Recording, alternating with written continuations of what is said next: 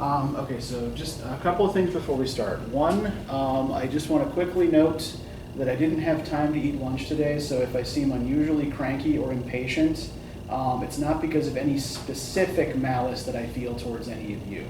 I'm just hangry, and yeah, so I might be a little bit grouchier than usual. For next time, we're going to be finishing up Candide, right? Reading the last 20 pages or so. And once again, show up with a passage on which to do a free write. If it's something you can connect to your previous two free writes, that's great. I also do want to apologize for not having your free writes from last time to get back to you today. I just haven't had time to get to them yet. I will get to them over the weekend. You will get everything back on Tuesday. Now, after we finish with Candide, remember that we're going to be moving on to the Rousseau, right, to the social contract. So make sure that you do that reading for Thursday. I'll give you the assignment next time, and that you start bringing that book to class as of next Thursday. So does anybody have any questions about assignments or class stuff or upcoming anything?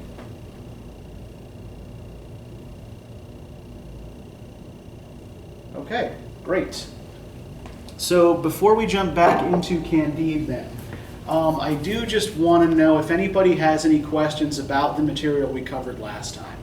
Does anybody have any questions about Enlightenment philosophy generally, or about Leibniz, or Voltaire's response to Leibniz, or any of that kind of stuff?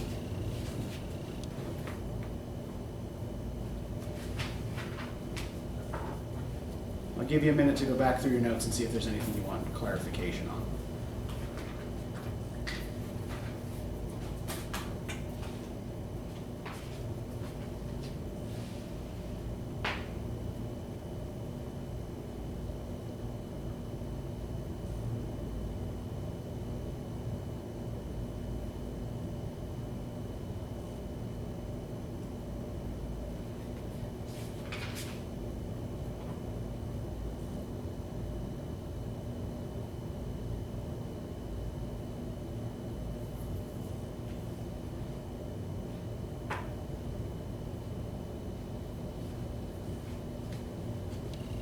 Why don't we start then with a quick review of some of the basic concepts from last time, right? Just to get us back into the proper frame of mind here.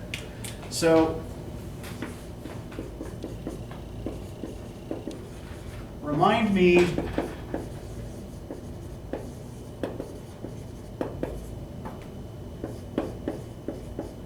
what's important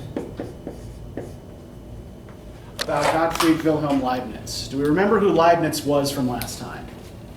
Right, the gentleman with the enormous wig. So what's important about Leibniz? His philosophy is what Pangloss is a common. Yeah, he's the model for Professor Pangloss in Candide, right? And what do y'all remember about what that philosophy consisted of?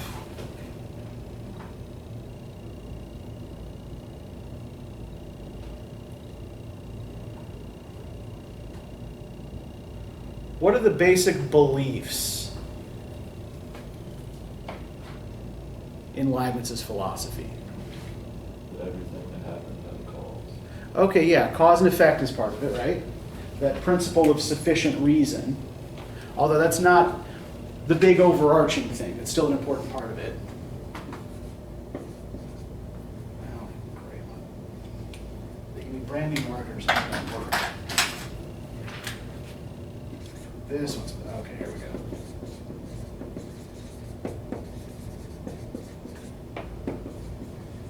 Yes, right. Every effect has a cause. And this is an idea that Voltaire takes to ridiculous extremes, right? In order to mock it by, like, say, having Pangloss say that the Bay of Lisbon clearly was created by God solely for James the Anabaptist to drown in, right? Therefore, we see that everything has a purpose. What else do you remember about Leibniz's philosophy?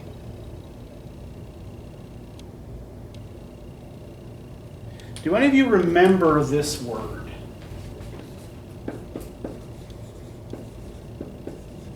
Theodicy. Does that ring any bells? It was the belief that the world was the best version of itself, that it could be, because it was made by God who would make the best version.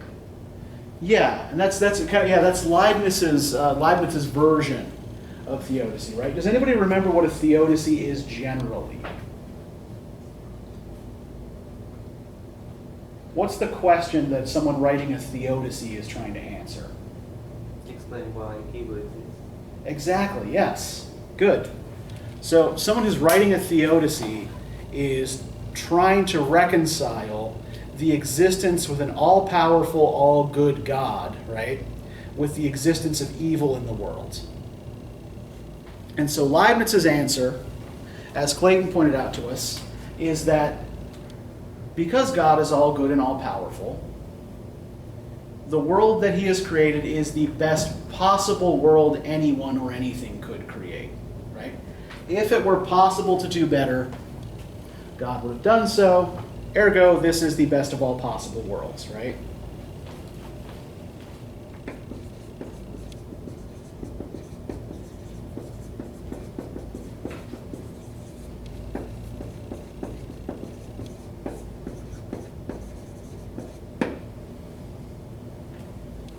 Now, there's another principle that I want us to remember as well in Pangloss's philosophy. Does Pangloss's knowledge come from experience? Where does it come from?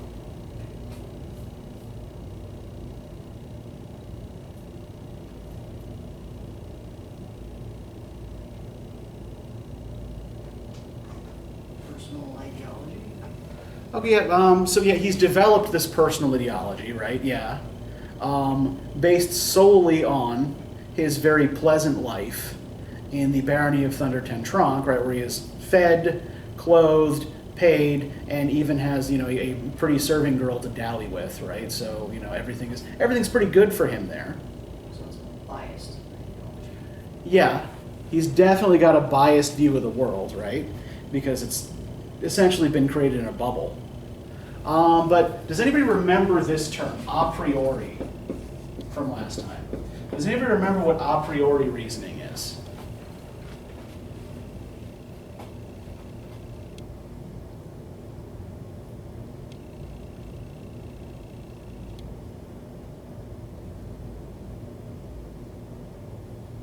What is a priori reasoning based on? Did you say it was like when a doctor tried to treat a blood disease, he would give the patient something red? That's actually something different. That's kind of like, I mean, it is actually a priori reasoning, right? So I'm, you know, doing this based on theoretical deduction based on similarity, right? Rather than actual observation of what really fucking works.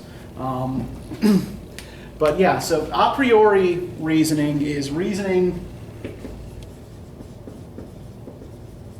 that is based on theoretical deduction.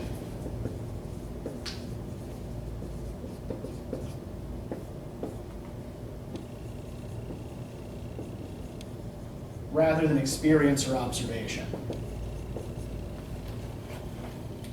So this is what theory says things ought to be like. So I'm just going to try to square reality with my theory, right? And that kind of pre-scientific method style of science, you know, with that associationist symbolic logic is an example of this. It's definitely an example of a priori reasoning. But yeah, this is the way Pangloss thinks, right? So, does anybody have any questions about today's readings or any observations about today's readings you'd like to make? Like anything that particularly struck you or confused you or that you would really like to talk about?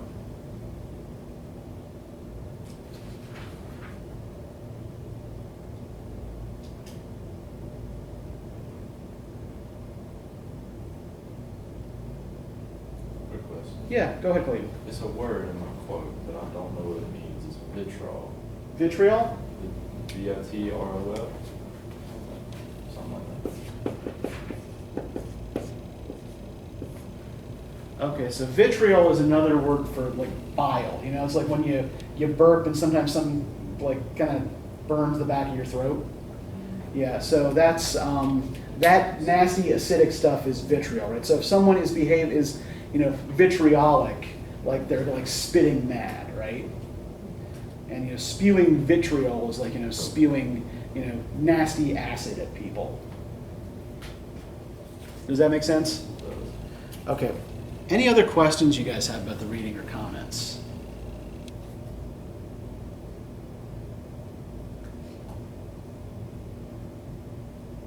What did y'all choose to write about? You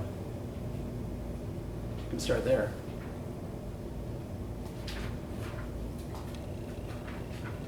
I read about the scene where he's telling the Reverend Candide that he's going to be here.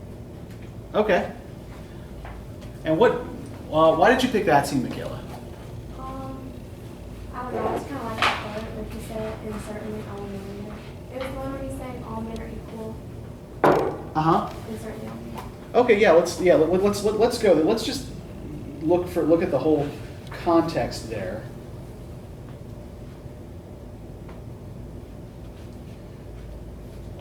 So on page 35, right, and because the chapter tells us what's going to happen, we already know what's going to happen, right? The chapter title tells us how Candide killed the brother of his dear Cunegonde, right? Can you read for us then, can somebody read for us starting at the bottom of page 35, the Baron could not refrain from embracing Candide.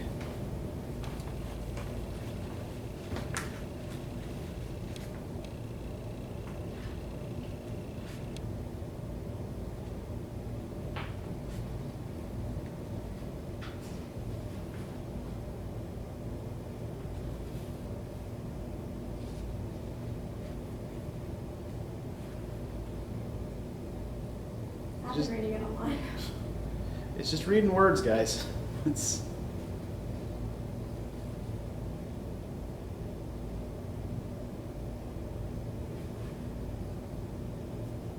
I'll read it. Thank you, Caroline. You're welcome. You said from the Baron could not? Yes. Okay. The Baron could not refrain from embracing Candide. He called him his brother, his savior. Ah, perhaps, said he, we shall together, my dear Candide, enter the town as conquerors and recover my sister Cunegonde. Mhm. That is all I want, said Candide, for I intended to marry her, and I still hope to do so. You insolent, replied the Baron, would you have the impudence to marry my sister who has 72 quarterings? I found thou hast the most consummate effrontery to dare to mention so presumptuous a design. Candide, petrified at this speech, made answer, Reverend Father, all the quarterings in the world signify nothing. I rescued your sister from the arms of a Jew and of an inquisitor. She has great obligations to me. She wishes to marry me. Master Pangloss has always told me that all men are equal, and certainly I will marry her. We shall see that, thou scoundrel, said the Jesuit. Jesuit Baron. De Yeah. Thunder Ten Tronc. Perfect. And that instant struck him across the face with the flat of his sword. Candide in an instant drew his Rapier. It's a very thin sword. very and plunged it up to the hilt of the Jesuit's belly, but in pulling it out, reeking hot, he burst into tears. Okay, thank you. We can stop here, Uh-huh. right? So first off, we notice here an unfortunate tendency of Candide's, right? What does he keep doing every time he runs into a problem? Two murders a dude. Yeah, he keeps killing people, right? He's leaving this body count across Europe and now South America. In fact, he's in South America in the first place because he killed the court treasurer and the Grand Inquisitor in Portugal, right? So, he's doing an awful lot of murder. But what's strange here about the Baron's attitudes towards Candide and how they shift here, right? What's the Baron like when they first encounter each other again? Yeah, they're embracing and weeping, right? It's, my brother, right? They grew up together. And, Candide thought the Baron was dead. Because, again, I'm going to remind everybody that people tend not to stay dead in this book, right? Pretty much, with the exception of James the Anabaptist, who is well and truly dead, pretty much everybody is going to come back. Multiple times in some cases. So some characters will survive multiple deaths. Yeah, and then what shifts the Baron's attitude? And he tells him he's going to marry his sister. And why is that not okay? What do we remember from last time about Candide's parentage and what's questionable about it? 70 some odd quarterings. Yes, his father couldn't marry his mother because he only had 71 quarterings on his coat of arms, right? Not 72. So he wasn't quite noble enough to marry Candide's mother. So what do we then notice, how do we then reason the Baron's fixation on these quarterings here? What is he telling Candide about his status relative to Mistress Cunegonde? It's not good enough. Yeah, you are not noble enough, dear sir, right? To marry my sister, who has 72 quarterings, thank you very much. So it might help if we talked a little bit about how the French class system in the 18th century worked. And that'll give you some sense of what exactly Voltaire is making fun of here. So, since the Middle Ages, France had been organized into classes based on a theory called the Three Estates theory. Has anybody ever heard of this? Nope. Okay, then this is completely new. Great.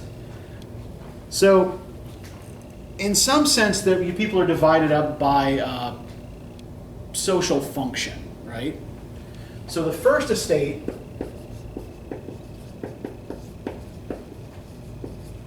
were called the Oratores, which in Latin means those who pray. So who would this be then? And think, not just about people who pray, but people whose job it would be to pray, whose whole social function is tied up in praying. Clerics. Yeah, this is the Catholic Church, right?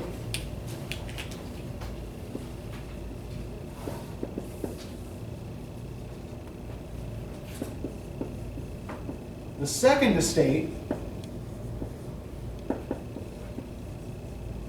were called Bellatores, or those who fight. Now this might be a little bit more confusing, but who would at first glance who would you think this would refer to? Soldiers. Yeah, you'd think it referred to the army, the military, right? It actually refers to the nobility. And it's a reminder of the fact that the original function of aristocracies in Europe was military. Right? A king granted his vassal land so he could earn enough money to sustain and to buy and maintain a good horse and a good suit of armor, right? Yeah. You could argue like those who fight politically. Kind of. Yeah, but I mean, in terms of the actual origins of the term, right? That's where it comes from. The fact that aristocrats were originally expected to go to battle, to lead armies, and things of that nature. Now, by the 18th century, this was largely not happening anymore. They tended to instead, sit in parlors, wearing powdered wigs and pantaloons and nibbling dainties and drinking coffee, right?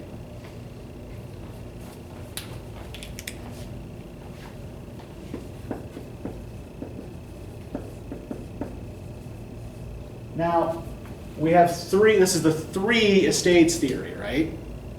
We've got two with highly specialized functions. I'm going to give you three guesses as to who the third estate was, and the first two don't count.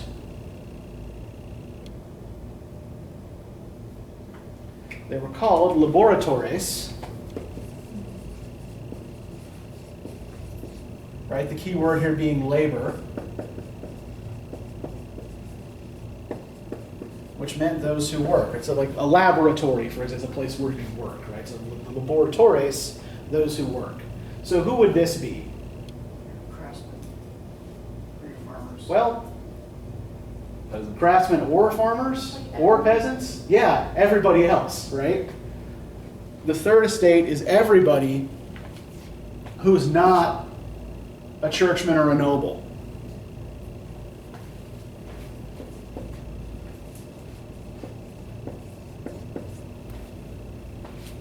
So the third estate, as we can probably guess, vastly outnumbered the first and second estates, right? When we start talking a little bit more about the French Revolution and the lead up to it, we'll get into numbers and statistics. But for our purposes right now, this is by far the vast majority of the French people, right? Understandably so. However, all of the power was vested in the first and second estates, who tended to work together to maintain a certain level of privilege over the rest of the population. So, our Jesuit baron here, who refuses to allow Candide to marry his sister, belongs to which of these estates? Yeah, because he's a Jesuit, right? So he's a priest. He's a member of a Catholic religious order. But is that the only estate he's a member of? What else is he? Yeah, he's also a baron, right? So he belongs to the first and second estates, right? So we see unified in this one character.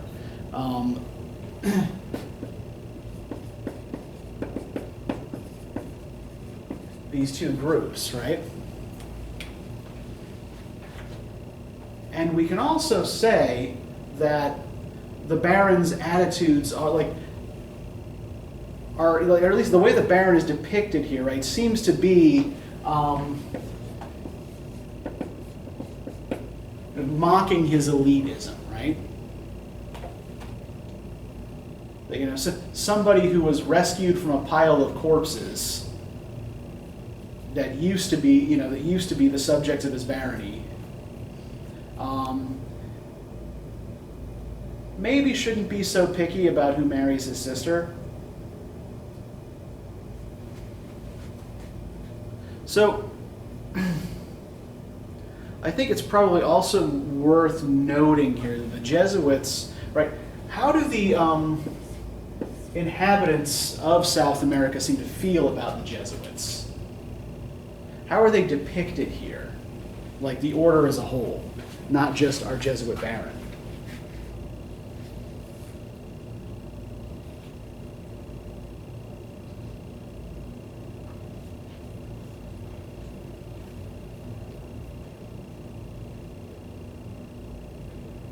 Well, for example, when Candide and Cacambo escape from the Jesuits and are captured by these people, the Orellons, who are an indigenous people, right?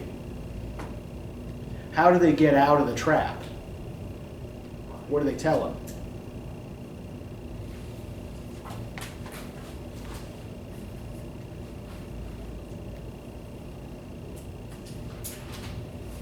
So Candide is wearing the baron's Jesuit habit, right? In order to get out of the Jesuits' fortress.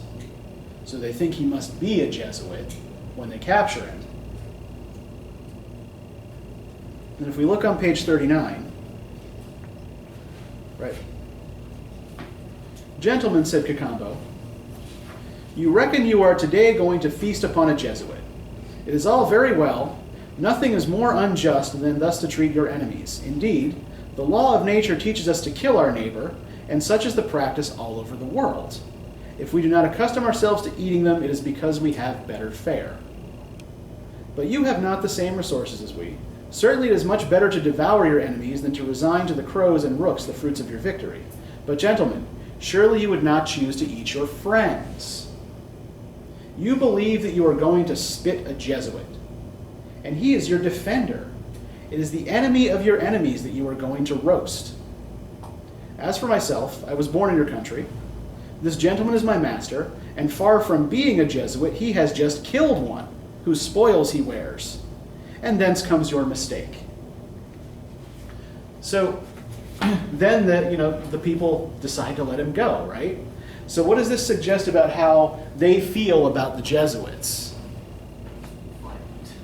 Yeah, violent antipathy, right? The Jesuits, to these people, are colonizers who are just kind of coming in and taking and behaving violently towards the people.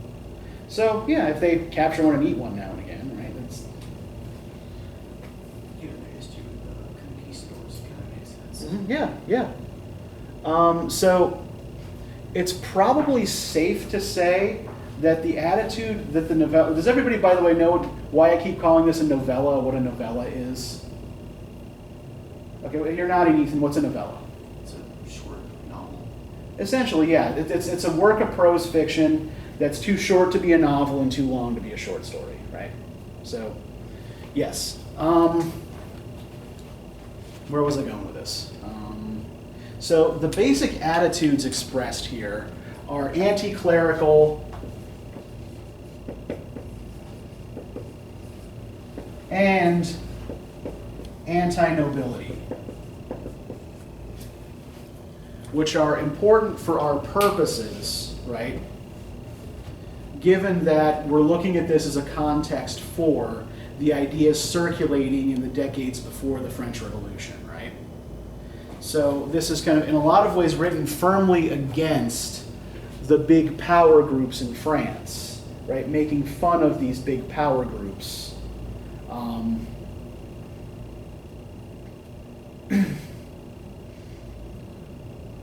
By showing them to be, a bunch of violent crooks, right? So, small-minded violent crooks. So, what about the rest of you? What did other people choose to write about? There are plenty of places I would happily direct you here, but I want to know what y'all picked up on in this. I wrote down how Candide goes through a roller coaster of good and bad events. Uh-huh. Basically, seeing his friend's death, thinking he's dead, and then the next chapter over, they're standing there alive, breathing. Uh-huh. And then in the next chapter, he runs into a graveyard. Yeah. So it's a hell of a dichotomy there. Uh-huh. Yeah, and there seems to, every good event seems to be balanced out by a bad event and vice versa, right? Do we seem, on the whole thus far, to have more good or more bad? Oh, it's mostly bad. Mostly bad, yeah. So what does this tell us about Pangloss's philosophy? What's the basic attitude here expressed towards this best of all possible worlds philosophy? It's kind of like a no light without dark situation. And if there is no light without dark, right, then what do you have to believe that we actually live in the best of all possible worlds?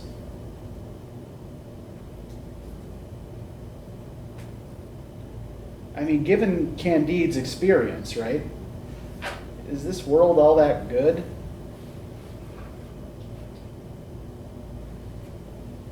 So if this is the best we can do, right, we're in trouble. If this is the best any of us can hope for, right, then, we are knee-deep in the shit. So, does Voltaire give us any place here that actually kind of looks like it could be a best possible world? I mean, it's no utopia. Well, what do you mean? There's so much, violence and political bargaining that's going on, Uh-huh. and it screws over so many people that it just kind of darkens. Okay. But I think what I'm asking is like, is there a specific place mentioned in the novella that's actually pretty good? Yeah, El Dorado is actually pretty nice, right? They seem to have their shit together. What's good about El Dorado? What's this place like? Very perfect, very utopian. Everybody has nice jewels. Okay, but does anybody care about gold or jewels, right? Yeah, in fact, they don't even call them gold or jewels, right? They're like, why are you Europeans so obsessed with our dirt, right? They get confused when Candide tries to like give them back the jewels they were playing with. It's like, these are just pebbles from the road, right? So they don't value gold or jewels.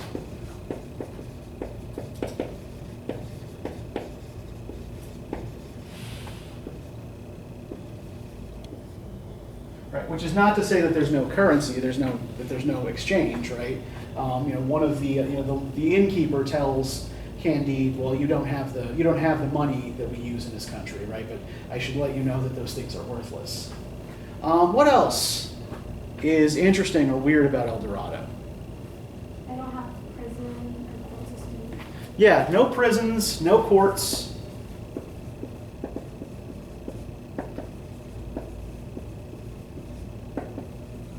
No parliament either, right? So in effect, right, there's a king, but there doesn't seem to be much of an organized government, right?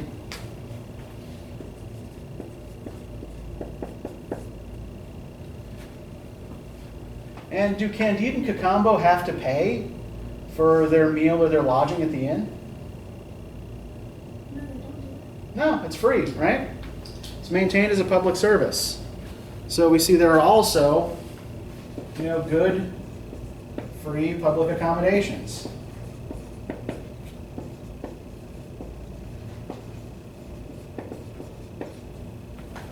And while, they may not have some of these other institutions, right?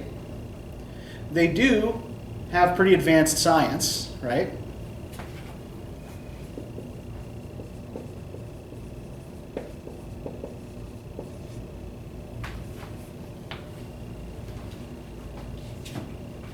And there's one other very important thing that they don't have. Did anybody pick up on this? What's the religion of El Dorado like?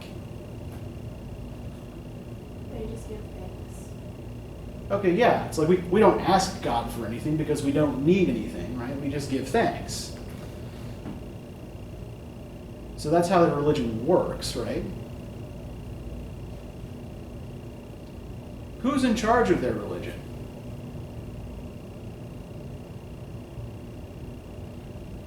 You'll find your answer on page 44.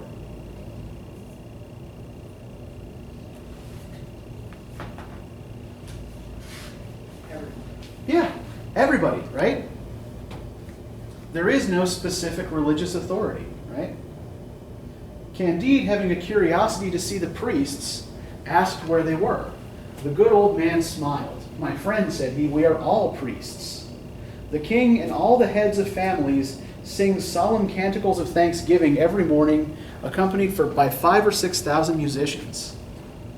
What? Have you known monks who teach, who dispute, who govern, who cabal, and who burn people that are not of their opinion? We must be mad indeed if that were the case, said the old man. Here we are all of one opinion, and we do not know what you mean by monks. So there's no organized religion here, right? No church.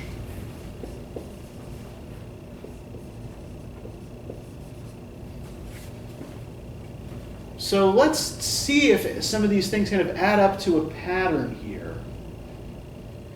So if there are no prisons, no courts, no government, no church, why does the society not need these things?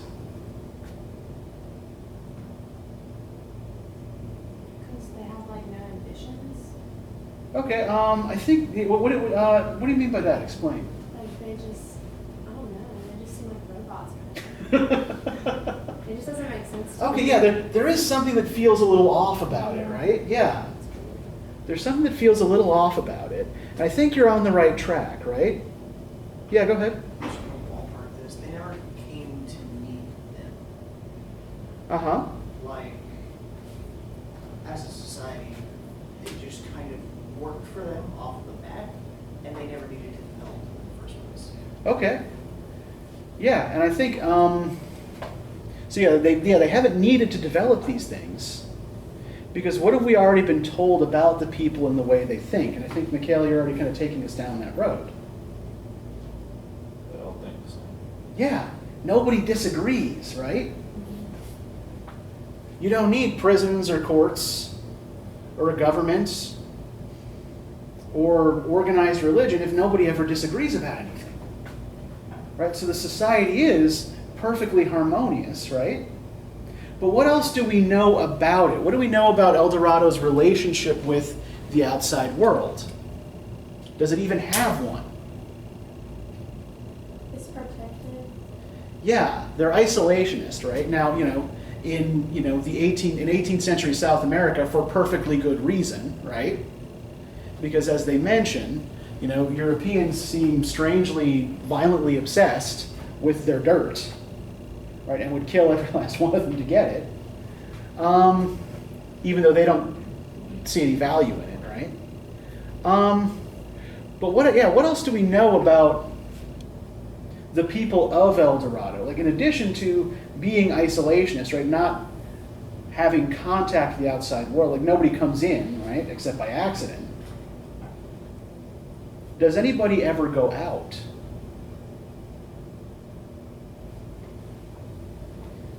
Do any of them ever leave?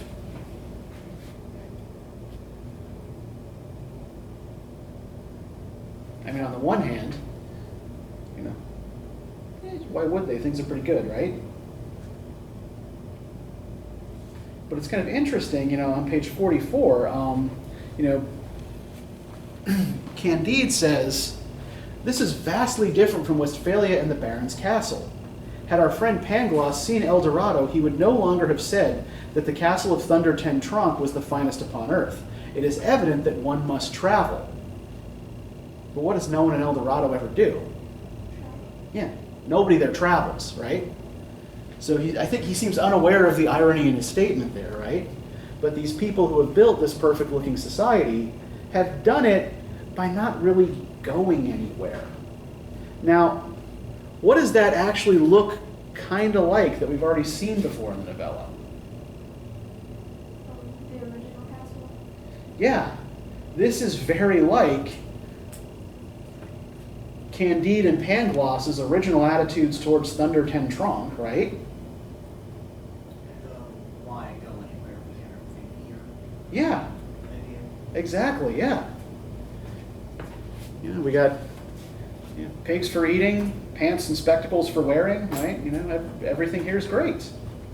And we even kind of see that this place is described almost as kind of like a grander version of Thunder Ten Tronc. So let's go back to page 1 here and remind ourselves of what Thunder Ten Tronc looked like. Can I get somebody to read for us the second paragraph there that starts at, "The Baron was one of the most powerful lords in Westphalia." And not Caroline, because she already volunteered. All right, thank you, Ethan. Baron's lady weighed about... But no, the paragraph above that. The Baron was one of the most powerful lords in Westphalia. His castle had not only a gate, but windows. His great hall even was hung with tapestry. All of the dogs and the farm yards formed hounds at need. His grooms were his huntsmen, and the curate of the village was his grand almoner. They called him my lord and laughed at all of his stories.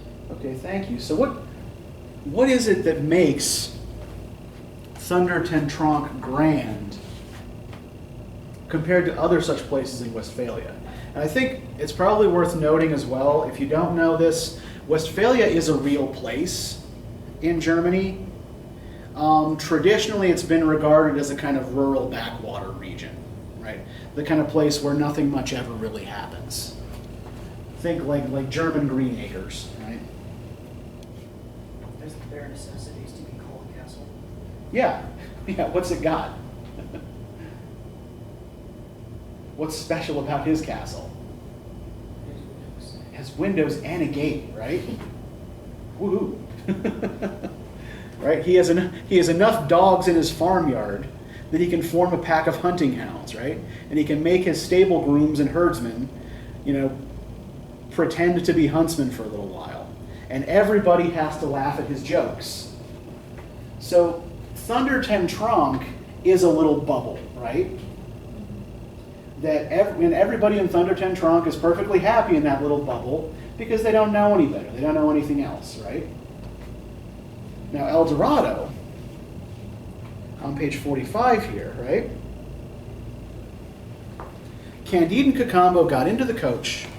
The 6 sheep flew, and in less than 4 hours they reached the king's palace situated at the extremity of the capital. Now, transportation by sheep, right? That's, public transit by sheep. That's actually a pretty impressive achievement in and of itself, right? But that's, but that's not the half of it here, right?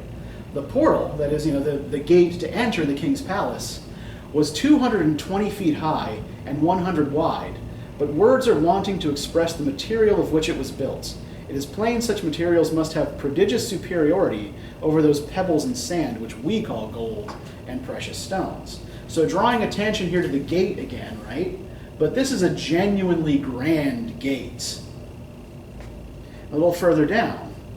While waiting, they were shown the city and saw the public edifices raised as high as the clouds, the marketplaces ornamented with 1,000 columns, the fountains of spring water, those of rose water, those of liqueurs drawn from sugarcane, incessantly flowing into the great squares, which were paved with a kind of precious stone, which gave off a delicious fragrancy like that of cloves and cinnamon. And this is where we find out they don't have any court of justice or parliament or prisons or anything like that, right? But this place looks pretty damn impressive, right? This place is beautiful and it smells nice. And there are beautiful fountains with sweet tasting liquids, right? But in the end, it's still unsatisfactory because of that. It's too harmonious, right?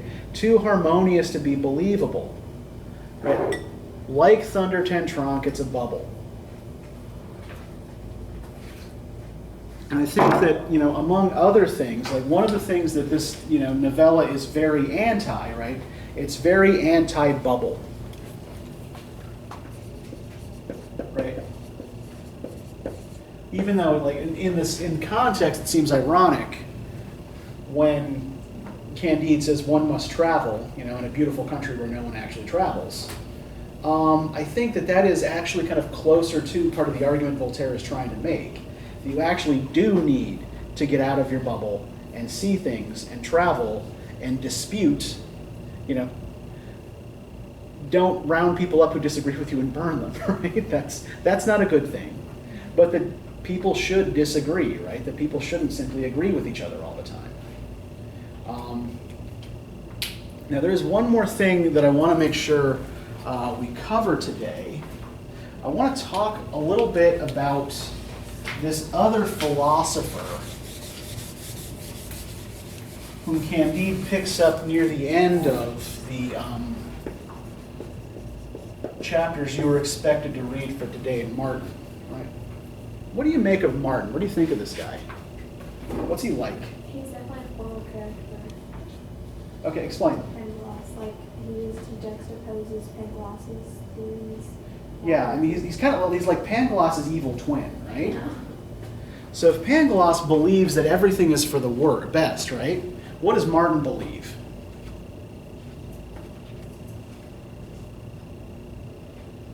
And remember too that like Pangloss's philosophy is essentially one about order, right? That there is an order to things, and that order is a good order that will always produce good results, right? Based on cause and effect, if we simply wait it out long enough, right? What does Martin seem to believe?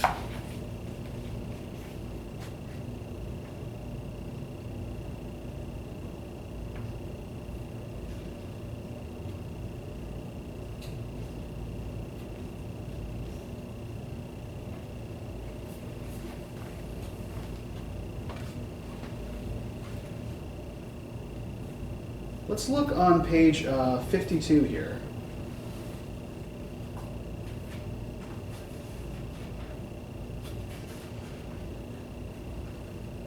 Right.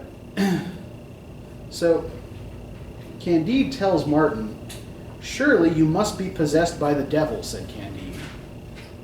"He is so deeply concerned in the affairs of this world," answered Martin, "that he may very well be in me, as well as in everybody else.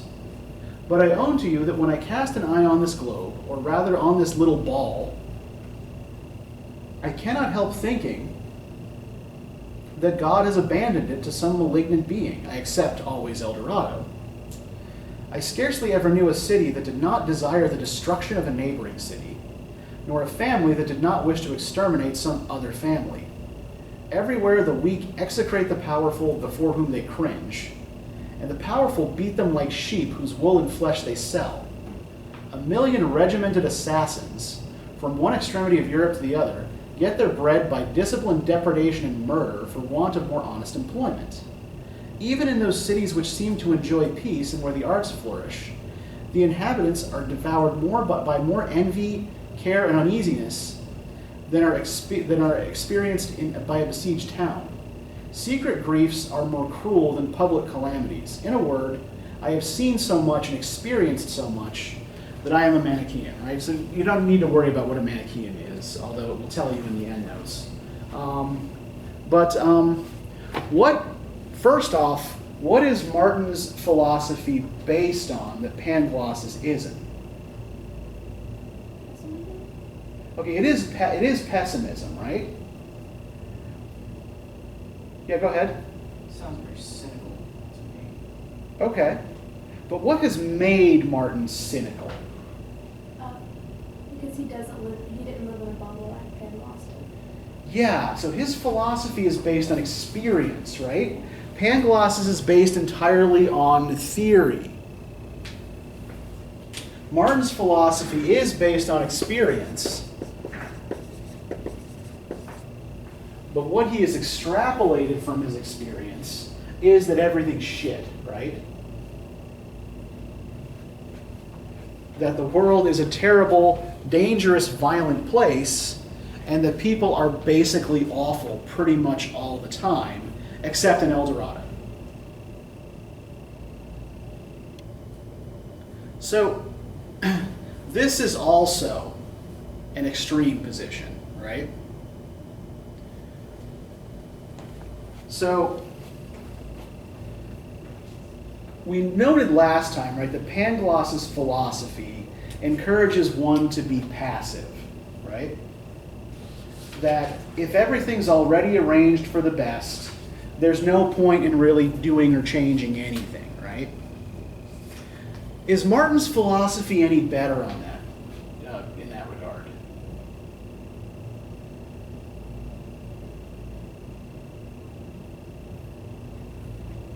Does Martin seem to think that you can actually do any good in the world? No, it's just gonna turn back on you anyway, right?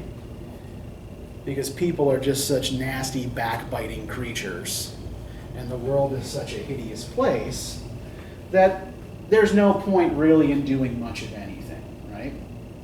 So this is I think that both of these philosophies come in for critique here, right? As philosophies of total passivity. I can't fix it, I shouldn't fix anything because everything's already great, versus I can't fix everything because everything's terrible, so why bother, why try, right? That said, I do think that I think that Voltaire prefers Martin's philosophy to Pangloss's, because Candide does actually learn some useful things from Martin. So, for example, here on page 53, when Candide gets his sheep back. Can somebody read for us, please, starting with the French captain soon saw that the captain of the victorious vessel, towards the bottom of the page.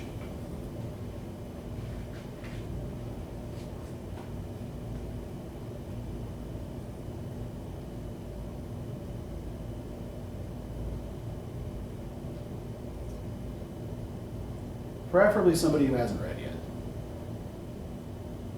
Spread responsibility around.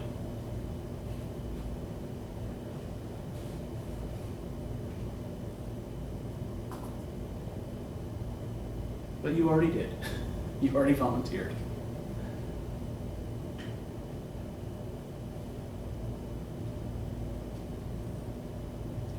Macon, would you be so kind? Thanks. Which part? From the French captain soon saw the captain of the victorious vessel. Oh, okay. The French captain soon saw that the captain of the, what did you say it was? Victorious. Victorious vessel was a spinning on Mm-hmm. it, and that the other was a Dutch pirate and the very same one who had robbed Candide. The Immense plunder. immense plumber which the villain had Amassed. amassed Mm-hmm. was buried with him in the sea, and out of the whole only one sheep was saved. You see, said Candide to Martin, that crime is sometimes punished. This Rogue. rogue of a Dutch skipper has made with the fate he deserved. Yes, said Martin, but why should the passengers be doomed also to It's okay. destruction? Mm-hmm. God has punished the knave, and the evil was drowned with rest. Yes, God has punished the knave and the devil has drowned the rest, right? So, what's the message here about justice, right? So how is Candide thinking about fairness and justice here? What's happened? So this Dutch captain who had tricked Candide and robbed him, right, has his ship sunk. And the sheep that he stole from Candide, laden with gold and jewels, which had no value in El Dorado, is saved from the wreckage, right?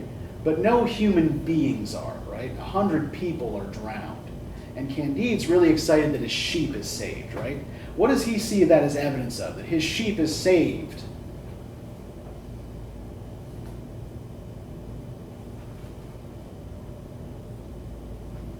That the people got punished on his behalf.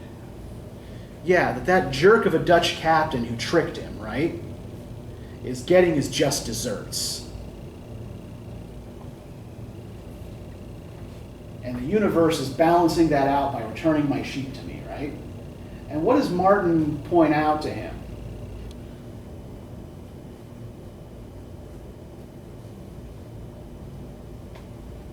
Right. Maybe that Dutch captain was a real piece of shit, right? But why did the other people have to go through, like the other passengers? Yeah. What did those other 100 people on the ship do to deserve drowning, right? So, Guilt by association. yeah, well, I think it is like kind of like critiquing the way we tend to think. Like, are y'all familiar with the term main character syndrome? Okay, yeah, like in this case, Candide is the main character, right? But that's exactly his problem here, right? That he's thinking about the universe in terms of pain or benefit to himself, right? Regardless of who owns the thing. Exactly. Regardless of what happens to other people along the way. Right? It doesn't even occur to him to think about those 100 people who drown. Much the same way, and I think we can kind of link these episodes together here, right? This same Dutch captain who's drowned is also the guy who has, tortured and cut the leg off of the slave that that Candide encounters when he's on his way into Suriname, right? Who says to him, like, this is the price of the sugar that you eat in Europe. And Candide doesn't do anything for the poor bastard. He just cries and walks away, right? But again, like, it's kind of underpinning that things that you take for granted or things that you see as working in your favor, right, are often supported or underpinned in some way by the suffering of other people. And I think that is the useful lesson that Candide is learning from Martin. Even though, Martin is again, like, intended, I think, mostly as a comic foil to Pangloss, who was also, like, they're both supposed to be comic characters, right? They're both supposed to be, in some level, ridiculous, people that we're going to laugh at. But Martin still sees the world a little bit more clearly than Pangloss does, because he looks at it through this prism. He's definitely more of a realist. Yeah. There is some research that suggests that pessimists are more psychologically resilient than optimists, because you never expect anything to be good. So when it is, you're pleasantly surprised. But when it isn't, well, this is what you expected, right? Okay, so does anybody have any questions about anything? I think, we've gone through a lot today, right? We're going to finish this up next time and then move on to Rousseau. So let me give you the guide questions for next time. And just make sure that as you exit, you give me your free rates, which I promise I will get back to you on Tuesday.